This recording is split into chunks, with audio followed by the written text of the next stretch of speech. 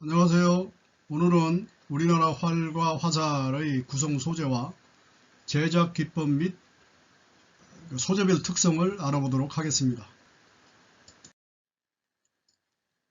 이 그림은 여러분들도 잘 알다시피 고구려 무용총 수렵도입니다.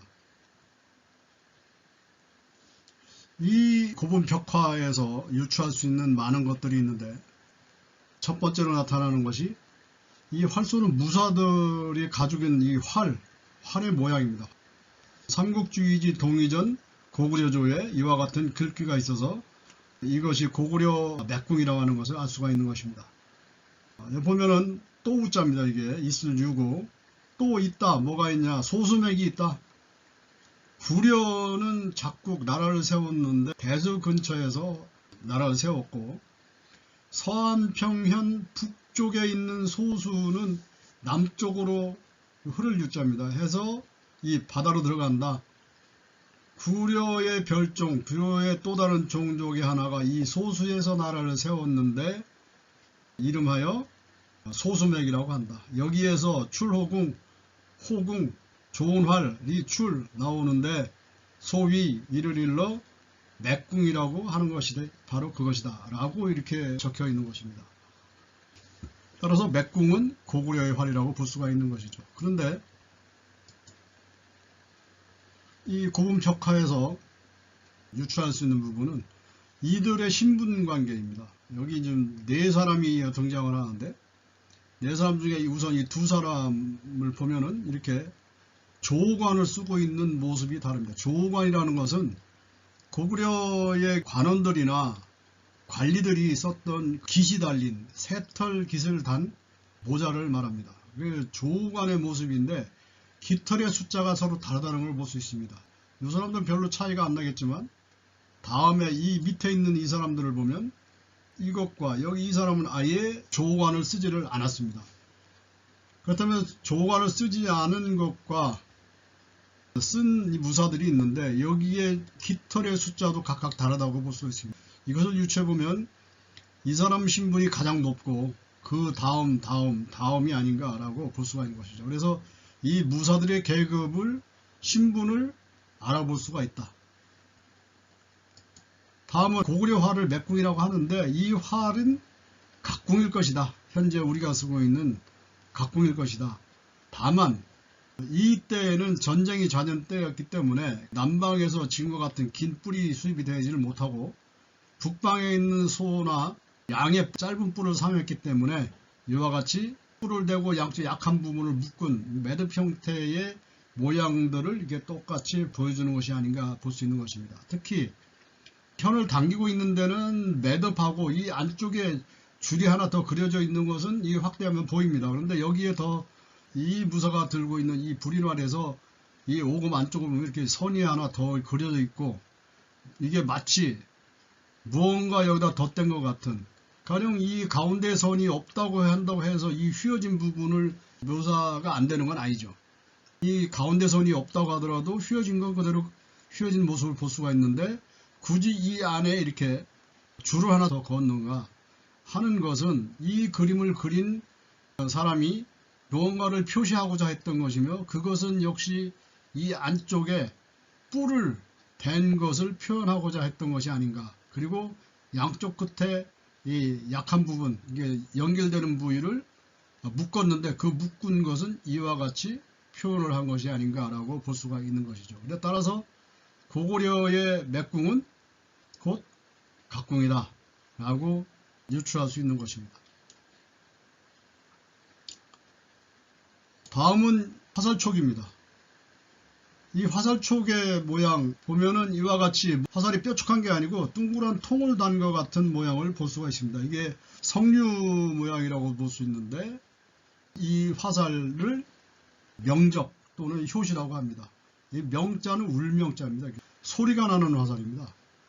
근데 이 소리가 얼마나 컸냐고 하면 여기에 이 호랑이가 놀래서 도망갈 정도로 굉음을 내는 것이었다.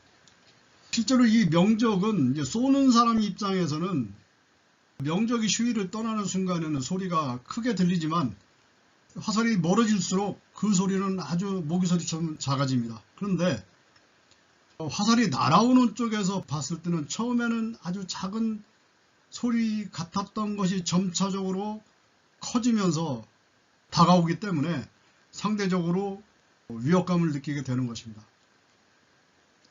이게 이제 명적의 효과입니다. 호랑이가 도망가는 이유도 아마 이것 때문이 아닌가라고 할 수가 있을 것입니다.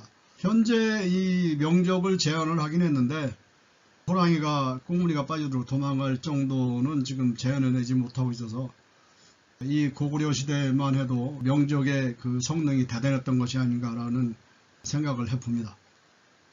다음에는 이 궁체가 아주 똑같다는 것입니다. 그림을 그려도 이렇게 똑같이 그릴 수가 없습니다. 팔꿈치는 이렇게 들려져 있고요. 화살대 방향으로 그대로 줌손과 깍지손이 각도를 이루면서 이렇게 똑같습니다. 그리고 화살대도 이 턱 밑에다가 집어넣어서 이 자체만 보더라도 가까운 거리를 쏘는 모습을 그대로 보여주는 이 각도, 눈높이나 이런 것들이 이 세 사람의 모양이 똑같습니다. 이것을 봤을 때 당시에 이미 그 체계화된 궁체 교육이 이루어졌었다는 것을 뜻한다고 할 수 있습니다.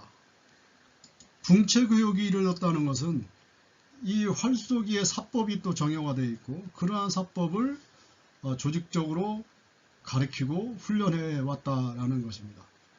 상당히 고구려 사람들의 활쏘기와 관련된 기능적인 측면, 활쏘기를 중요시했던 것들을 볼 수가 있다고 할 수 있습니다.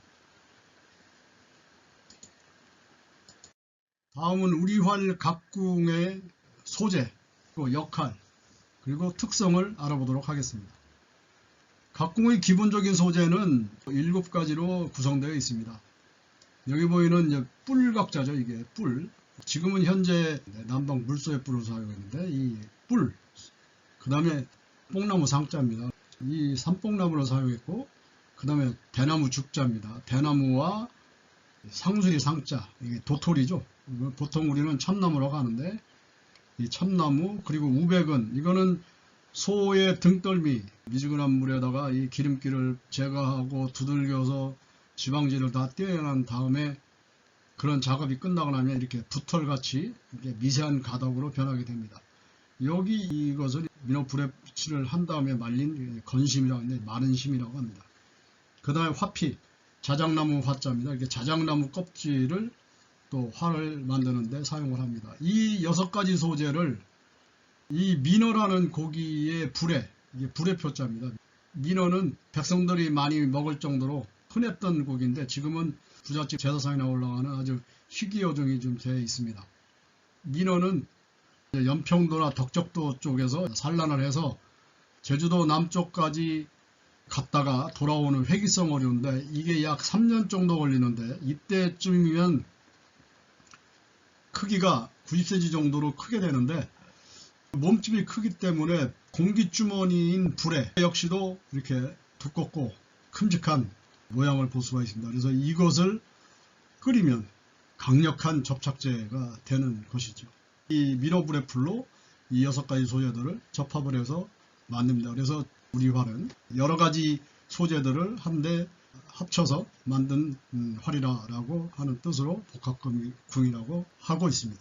앞에서 설명한 바와 같이 고구려 무용청 수렵도의 활은 짧은 뿔을 사용했기 때문에 오금 양쪽을 묶는 형태를 볼 수 있지만 현재 생산되고 있는 각궁은 이와 같이 최대 2m까지 자라는 동남아의 물소뿔을 사용하기 때문에 매듭 같은 형태는 보이질 않습니다.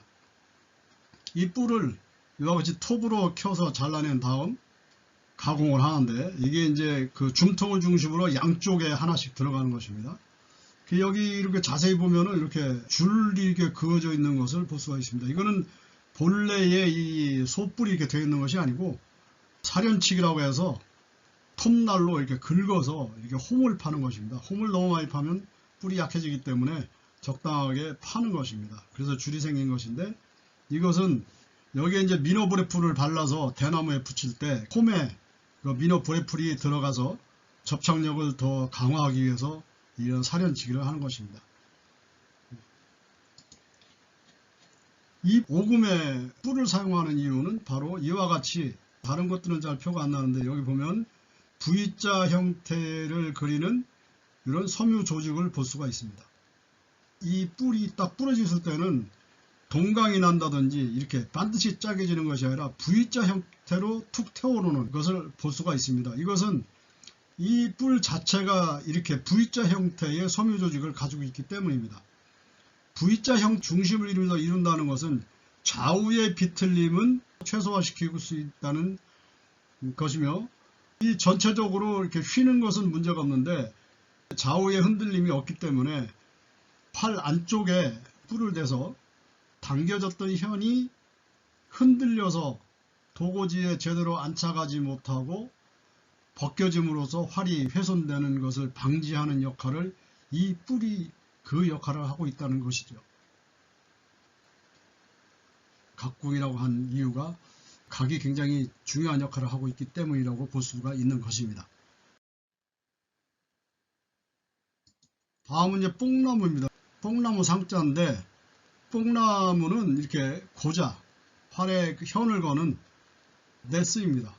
뽕나무는 보통 산기슭에서 자라는데, 이제 산뽕나무도 있고, 이제 구추뽕나무라고도 하는 것도 있는데, 뽕나무 뿌리가 고혈압이나 당뇨, 고지혈증, 만성변비 등의 그 성인병에 좋다고 하는 것이 있어서, 그리고 특히 산뽕나무에서는 상황버섯이 난다고 그래가지고 뿌리째 이제 캐는 바람에 지금은 산뽕나무를 보기가 힘듭니다. 그래서 지금은 이제 산뽕나무를 사용하지 않고 성질이 비슷한 아카시아 나무로 대체를 하고 있습니다.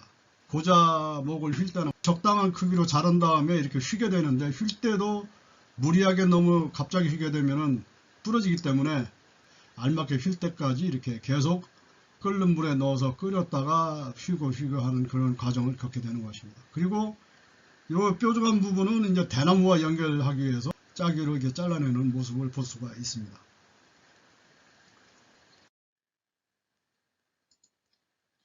다음은 활의 골격인 대나무를 가공하는 방법입니다. 여기 보는 것 같이 재단을 한 것을 자귀로 깎아내는 것이죠. 그리고 그 다음에는 화롯불에다가 달궈서 이렇게 휘게 되는데, 이것도 역시 고자목을 휠 때나 마찬가지로 불을 계속 보여서 대나무가 부러지지 않도록 휘는데 이렇게까지 휘게 되는 것입니다. 그래서 양쪽 끝까지 전부 휘어서 노끈으로 똑같이 이렇게 타원형을 만들어서 묶어서 그늘에다 굳을 때까지 이렇게 보관을 하는 것이죠. 어느 정도 이제 보관이 끝나면은 다시 이것을 알맞게 핀 다음에 고자목을 뾰족하게 깎았던 것과 이렇게 마주 끼울 수 있게 V자 형태로 이게 톱으로 잘라내는 것입니다. 이건 잘라내는 모습이고요. 그러니까 이쪽은 대나무입니다. 그리고 뽕나무, 지금은 아카시아 나무로 한다겠죠. 뾰족한 부분 끼워서 맞추는 것이 되죠. 이걸 3-3이라고 그러는데, 요거는 제비꼬리 같다고 해서 제비출이라고 그러고, 이렇게 뾰족한 것은 이제 노루발이 이렇게 생겼다고 합니다. 노루발과 제비추리를 맞물려서 끼운다는 것이죠. 이렇게 끼울 때는 양쪽에 이제 미노 브레프를 바른 다음에 이렇게 노끈으로 묶어서 고정을 하게 됩니다. 자, 여기 보시면 이렇게 V자 모양을 볼 수가 있죠. 뭐 색깔이 다르다는 것은 이게 대나무고 이거는 아카시아 나무나 뽕나무이기 때문에 다른 것입니다. 이 부분이 붙어 있기는 하지만 충격을 완화해주는 이게 3-3의 부분이라고 볼 수가 있는 것입니다. 이렇게 미노 브레프 치료를 해서 이렇게 건져주긴 모습을 볼 수가 있습니다. 상수리 상자, 상수리 나무인데 도토리죠, 상수리. 우리는 참나무라고 합니다.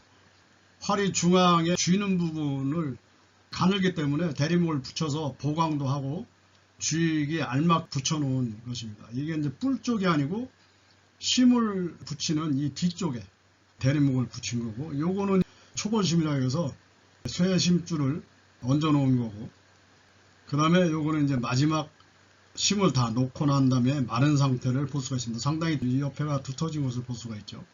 그래서 참나무는 이제 여기 대림목으로 사용을 하게 되는 것입니다. 참나무는 그 단단하고 변형이 없는 나무이기 때문에 줌통을 만드는 데 사용하는 것이죠.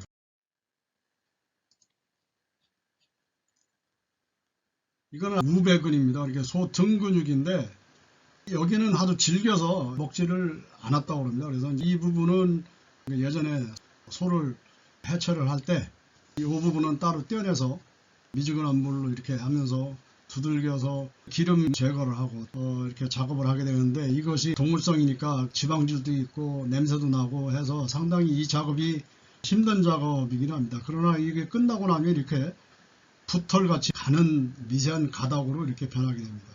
긴 것은 한 70cm 정도가 나오고요. 짧은 것은 50cm 정도. 그래서 이 길이별로 이렇게 활을 만드는데 부위별로 이걸 갖다 붙이게 되는 거죠.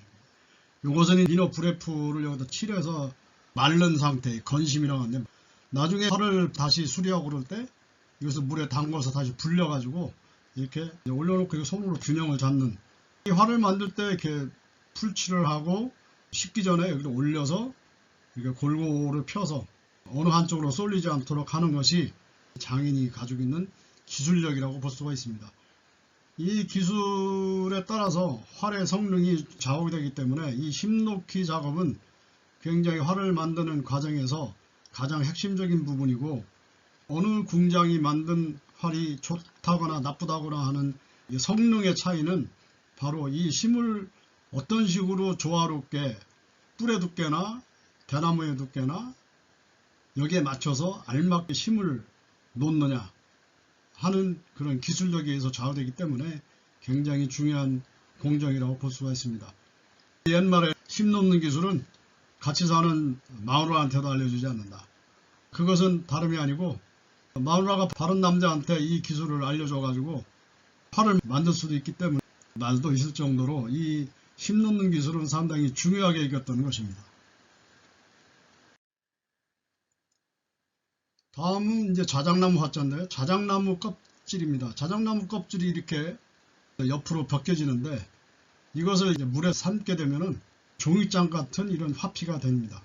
화피를 활 쇠의 심줄 있는 쪽에 붙여 놓는데, 쇠의 심줄이 이제 동물성이죠. 또 등근육이기 때문에 화피는 외부와 이제 공유소통이 되기 때문에 이 쇠의 심줄이 썩거나 상하지 않게 되고 부패하지 않고, 그리고 습기가 많을 때는 습기를 빨아들이고, 또 건조한 곳에서는 안에 있던 습기를 바깥으로 내보내서 활의 보건력을 유지해주는 그런 역할을 하는 것이 화피인 것입니다.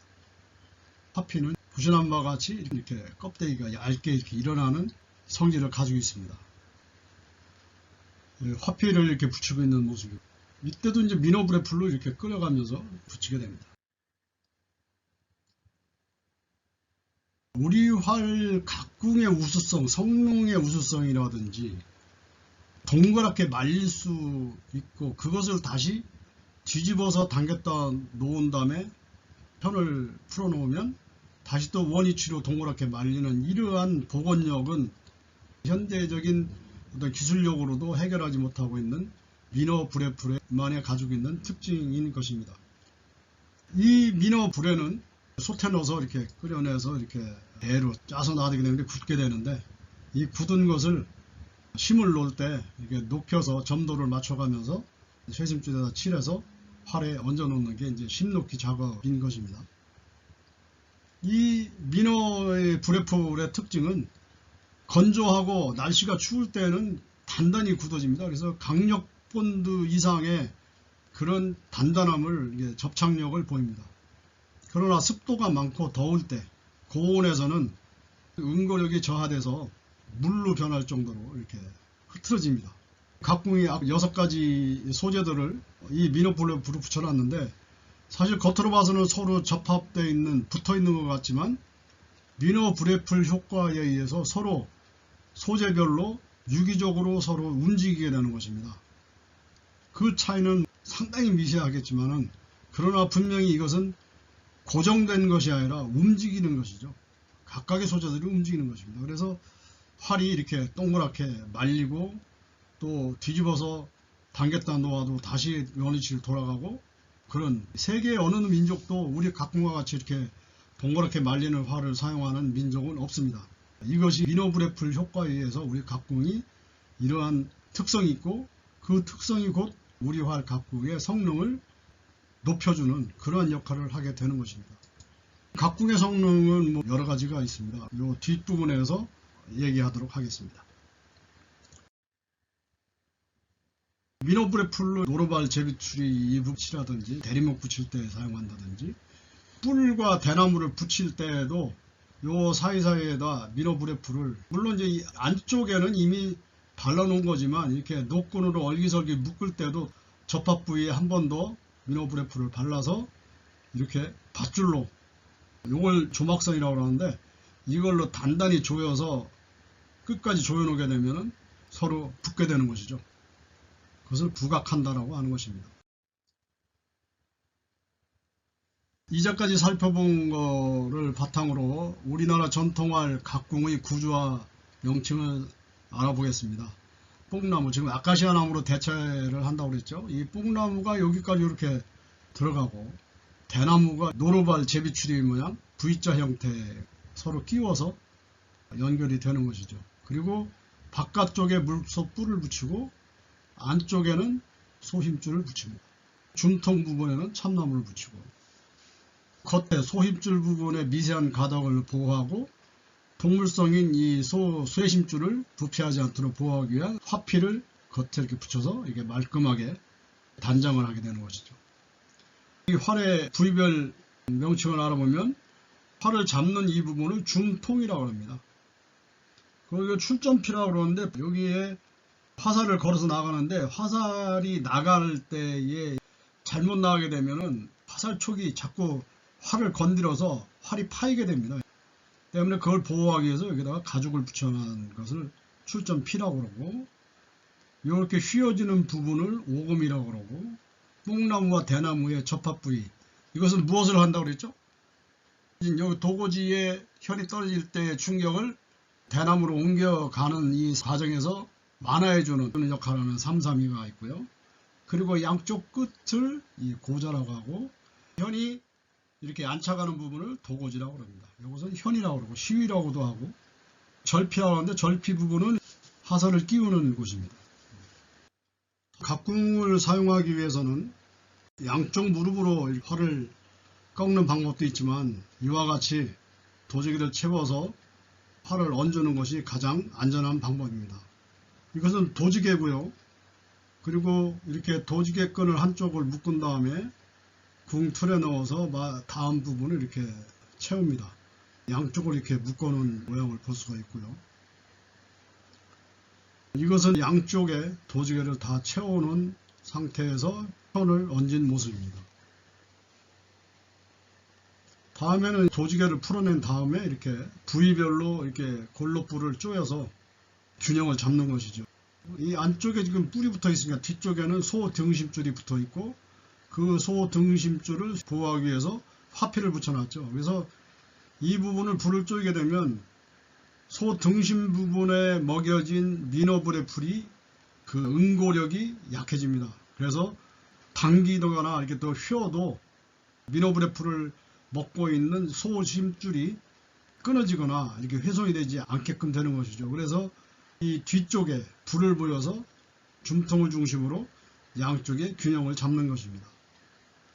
이와 같이 각궁을 올리는 이 기술은 나름대로 많은 연습이 필요한데, 그 연습에 앞서서 앞에서 설명드렸던 각궁을 구성하고 있는 6가지 소재, 또 부위별 소재, 그리고 활의 모양들을 잘 보고 균형에 맞도록 어느 부분은 어느 정도 하는 그런 그것을 미리 알고 난 다음에 각궁을 만지게 되면 각궁을 다루다가 부러지거나 하는 그러한 불상사를 줄일 수가 있습니다.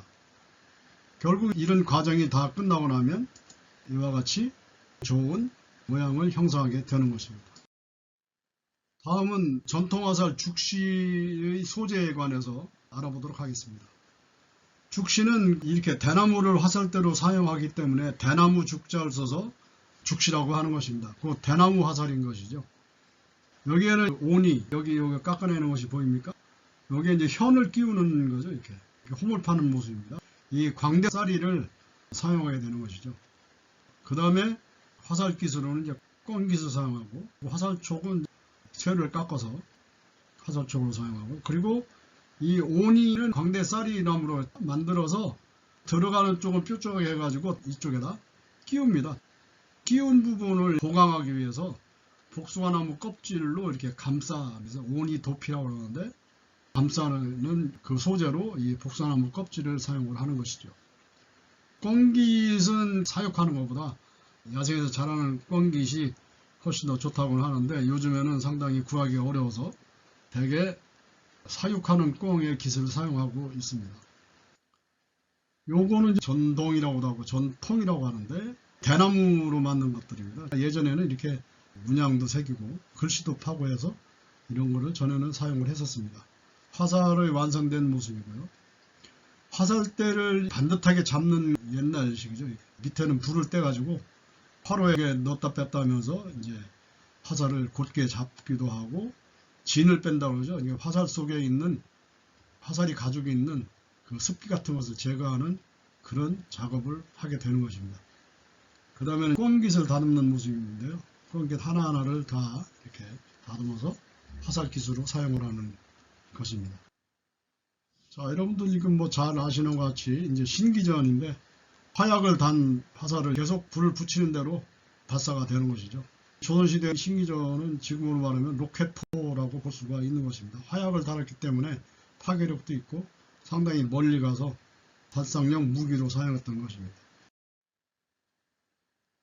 화살의 각 부분의 명칭을 살펴보도록 하겠습니다. 이게 조선시대에 사용했던 화살들인데 화살촉과 대나무 그 사이에 나와 있는 부분을 상사라고 합니다. 보통 만작을 하고 이제 화살을 다 당길 때까지의 한도가 이 상사 끝까지만 당기는 것입니다. 더 당겨서도 안 되고 덜 당기면은 또 화살이 덜 가기 때문에 항시 이 상사까지 붙이는 그런 연습을 하게 됩니다. 화살에는 마디가 3개가 있는데 화살촉으로부터 아랫마디, 중간에 허리끝 마디, 그리고 깃에 가깝다 깃간 마디라고 합니다. 그 깃간이라는 것은 깃을 붙이고 나면 이 끝부분을 이렇게 둘러싸서 보호하는 것입니다. 그래서 깃간띠고 그 다음에 강명 쓰는 곳이 있고 깃이 있고 오니를 대나무에 끼운 다음에 오니 도피 복숭아 껍질로 이렇게 보호를 해주는 것이고 여기서 강명을 쓰는 곳은 여기 깃과 깃 사이를 깃간이라고 하는데 여기에다가 이제 쓰게 됩니다. 이와 같이 깃과 깃 사이에 이름을 쓴다든지 화살 번호를 적어 놓는 것을 강명이라고 합니다. 그리고 여기 보이는 것이 조선의 궁술이라는 것을 재현해 놓은 것인데 이 화전이라고 합니다. 화전. 여기다 불화살이죠. 한마디로.